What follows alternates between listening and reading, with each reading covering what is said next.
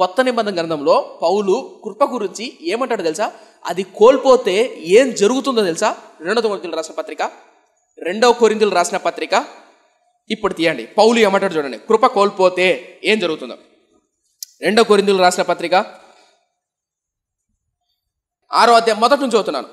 మొదటి నుంచి. కాగా మేము ఆయన తోటి పనివారమై మీరు పొందిన దేవుని కృపను వ్యర్థము చేసుకొనవద్దని డాష్ మిమ్మల్ని వేడుకొడుచున్నాను. తలపై కదండి. పౌలు ఏమంటాడు? మేము ఆయన తోడి పనివారమై మీరు పొందిన దేవుని కృపను వ్యర్థము చేసుకోనవద్దని మిమ్మల్ని వేడుకొడుచున్నాను. ఇప్పుడు తలపై కదా నన్ను చూడండి. వేడుకుంటున్నాను అనే పదం ఎప్పుడు అంటాం? రే తప్పు చేయదురా, చేతులెత్తి దండం పెడతారా అడుక్కుంటారు కొంతమంది. ఎప్పుడు ఆ పదం వస్తుంది అంటే దాని వేదన, దాని తీవ్రత అర్థమైనప్పుడు. కొరింథీ సంఘాన్ని పౌలు వేడుకుంటున్నాడు. ఏమని? కృపను వ్యర్థం చేసుకోవద్దని వేడుకుంటున్నానయ్యా. కృప కోల్పోతే బతకలేమయ్యా. కృప చాలా విలువైందయ్యా. మీరు పొందిన కృప వ్యర్థం చేసుకోకండి. ఎందుకు? కొరింథీ సంఘం అనేది చాలాసార్లు చెప్పా, అద్భుతమైన సంఘం. ఎందుకంటారేమో, వరాలు కలిగిన సంఘం. వాక్యాన్ని అర్థం చేసుకొని వాక్యాన్ని బోధించగలిగే సంఘం. భాషలు, కృపా వరాలు, భాషలు మాట్లాడే వరాలు, భాషలకు అర్థం చెప్పే వరాలు, బోధించే వరాలు, ఇవన్నీ ఎక్కడున్నాయి? కొరింథీ సంఘంలో ఉన్నాయి. గుర్తుందా మీకు? కొరింథీ సంఘంలోనే ఎన్నో ప్రశ్నలు ఏర్పడతాయి ఈ 1 కొరింథీయుల రాసిన పత్రికలోనే. అలాంటి కొరింథీ సంఘంలో అంత గొప్ప కృపనిచ్చిన దేవుని కృపను వ్యర్థం చేసుకుంటున్నారంట. అందుకని పౌలు ఏమంటున్నాడు? వేడుకుంటున్నాడు, అయ్యా కృపను వ్యర్థం చేసుకోకండి అయ్యా. కృపను వ్యర్థం చేసుకునే అవకాశం ఉందా లేదా? ఉంది. ఇప్పుడు దేవుడు నాకు కృపనిచ్చాడు. నా యవ్వన కాలంలో మారుమనసు పొంది రక్షణ పొందా. అలా పుస్తకాలు చదువుతున్నప్పుడు నాకు అర్థమైంది నా పితరులు ఎలా దేవుని సేవలో వాడబడ్డారో. William Carey, John Wesley, Jonathan Edward. One of my favourite preacher John Knox అనే దైవజనుడు. ఇది బలిపీఠం కదా. ఒక మాట చెప్తాను జాన్ నాక్స్ గురించి. ఇది బలిపీఠం కదా. మీరు ఆరాధన చేసే టయానికి నేను వాక్య పరిచయం చేయడానికి వస్తానా? జాన్ నాక్స్ అనే దైవజనుడు ఈ బలిపీఠానికి వెనకాల రూమ్ ఉంటుంది. ఆ దైవజనుడికి మందిరంలో రూమ్ ఉంటుంది. ఆ రూమ్లో మోకాళ్ళ మీద పడి వాక్యానికి వెళ్లే ముందు భయంకరంగా ఏడ్చి ప్రార్థన చేస్తాడు. ఏమని తెలుసా? ఈరోజు నీ వాక్యాన్ని, నీ సేవను నమ్మకంగా చేసే కృపని, వాక్యాన్ని ఎలా బోధించాలంటే నన్నైనా చంపేయి వీళ్ళని బాగు చేయి, నా ఆత్మను తీసుకో వీళ్ళని రక్షించు అని భయంకరంగా ఏడ్చి ప్రార్థన చేసేవాడు. ఎవరు? జాన్ నాక్స్ అన్న దైవజనుడు. మీకు అర్థం చెప్తా. ఇంగ్లాండ్ దేశాన్ని పరిపాలించే రాణి ముసుగేసుకొని జాన్ నాక్స్ వాక్యం వినడానికి ఒక మూల కూర్చొని వినేది. జాన్ నాక్స్కు ఇంగ్లాండ్ దేశాన్ని పరిపాలించే రాణి ఏమన్నా తెలుసా? అయ్యా మనం యుద్ధానికి వెళ్తున్నప్పుడు జాన్ నాక్స్ అనే దైవజనుడికి చెప్పండి ఏమని? ప్రార్థన చేయమని. ఎందుకు తెలుసా? ఒక్క జాన్ నాక్స్ అనే దైవజనుడి ప్రార్థన 10,000 గుర్రపు యొక్క రైతుల యొక్క సైన్యంతో సమానం అనేది. 10,000 గుర్రాలు ఉన్నాయా? 10,000 గుర్రాలు ఒక్కసారి వస్తే ఎలా ఉంటుందో జాన్ నాక్స్ అనే దైవజనుడి ప్రార్థన అంత శక్తివంతమైంది. అతను వెళ్ళి అడగండి ప్రార్థన చేయమని. ఆయన వాక్యాన్ని వినడానికి జనాలు తండాలుగా వచ్చేవాళ్ళు. ఆయన సమాధి ఉంది స్కాట్లాండ్లో, జాన్ వెస్లీ సమాధి ఇంగ్లాండ్ దేశంలో. నా ఆశ ఏంటంటే, నా చిన్నప్పుడు చదువుకునేవాడిని, నేను చెప్పాను కదా 2016-17 ఆ టైంలో లైబ్రరీలో చదివాని.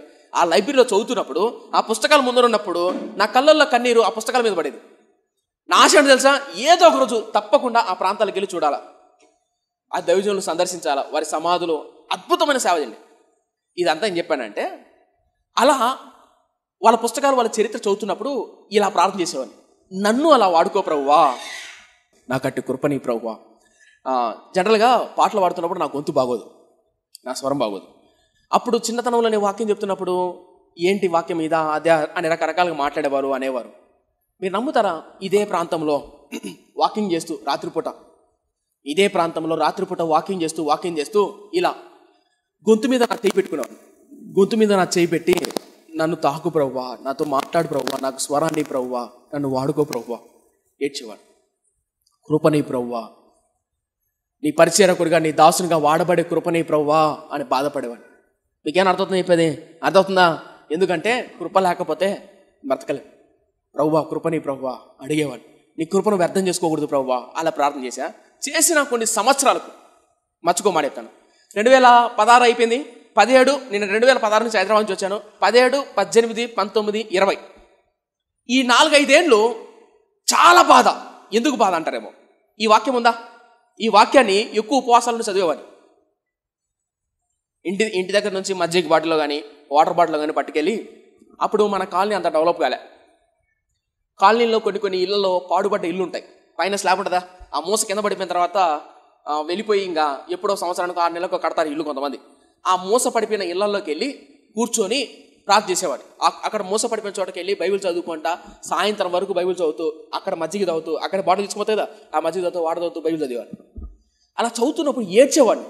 ఎందుకు నా ఏడ్చేవాడే, నాతో పాటు నా ఫ్రెండ్స్ చదువుతున్నారు, బెంగళూరులో, హైదరాబాద్లో తెలిసిన చోట జాబ్ చేస్తున్నారు, సెంట్రల్ గవర్నమెంట్ జాబ్ చేస్తున్నారు. నేనేమో రూపాయి లేకుండా, చిల్లి గవ్వ లేకుండా ఈ బైబిల్ పట్టుకెళ్ళి ఆ పాడుపడ్డ ఇళ్లలో కూర్చొని బైబిల్ చదువుతున్నా. నాకేమో అసలు చెప్పండి చదివితే. అదే నాతో పడుతుంది నా స్నేహితులు, బాగున్నారే, ఏంటి ప్రభువా నా జీవితం ఇంతేనా, ఏడ్చేవాడు. పోనీ సంఘానికి వచ్చి వాక్యం చెప్పాను అనుకో, వీళ్ళ ఇది అని అర్థమైంది కాదు, వీళ్ళకి అర్థమైంది ఎట్లా చెప్పాలా, ఎందుకంటే చరిత్రలో అద్భుతమైన విషయాలు ఎలా చెప్పాలా, ఏడ్చేవాడు. కృపని ప్రభువా. అయిపోయిందండి 2019, 2020లో. 2021లో మనం సోషల్ మీడియా స్టార్ట్ చేశాం. నాకు వచ్చిన మొట్టమొదటి కాల్ మీటింగ్ కోసం, పాలకోలు నుంచి ఒక కాల్ వచ్చింది, అన్న మీరు మీటింగ్కి రావాలి. అప్పుడు నా వయసు ఎంత, 25 ఏళ్ళు. ఎంత, 25 ఏళ్ళు. అంటే అంతకుముందు నేను పబ్లిక్ మీటింగ్స్లో వాక్యపరిచయం చేశాను. అయ్యా మీరు పాలకోలకు మీటింగ్ రావాలా, ఇట్లా వాక్యపరిచయం చేయాలి. ఏం చెప్పానంటే 7 రోజులు టైం ఇవ్వండి ప్రార్థన చేసుకొని చెప్తా అన్నారు. నేనన్నా ఎన్ని రోజులు, 7 రోజులు. వాళ్ళు అన్నారు అన్న అంత టైం లేదన్నా, సాయంత్రం రేపు చెప్పండి అన్నా ప్రార్థన చేసుకుని. ఎందుకు నాకు తెలీదు, భయంగా ఉంది, ఫస్ట్ టైం. లేదు బ్రదర్ రాలేను ఏమనుకోకండి అన్న.